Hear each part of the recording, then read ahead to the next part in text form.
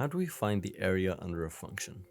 There's two ways. We could approximate the area under a function by drawing a bunch of rectangles underneath it, finding the area of those rectangles, and then summing those areas up, which would be close to the area under the function, but not exactly.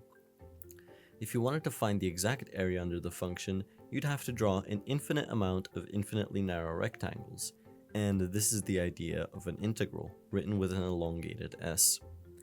Instead, let's try to relate the area under a function to something we already know. Let's consider a function f of x, which can be any function, and a function capital F of x, which gives you the area under this function from 0 to x. Now, can we somehow relate this to f of x? Let's consider 2 points, x and x plus h, separated by a distance h, and then look at the area from 0 to these points, so capital F of x and capital F of x plus h. If we subtract capital F of x from capital F of x plus h, it's equivalent to subtracting this smaller area from this larger one, leaving us with the area from x to x plus h. This area is similar to a rectangle with height f of x and width h. And if we divide by h on both sides, we get that f of x is approximately equal to capital F of x plus h minus capital F of x all over h.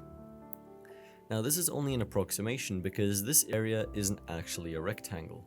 They don't exactly overlap. However, when we close the distance between these 2 points, so we make h really small, this becomes accurate. Mathematically, this is equivalent to taking the limit as h goes to 0. If you watched my previous video, you might recognize this expression as the definition of a derivative. What this tells us is that the derivative of the area of a function gives us back that function.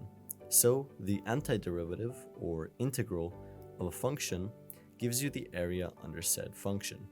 This is the fundamental theorem of Calculus 1.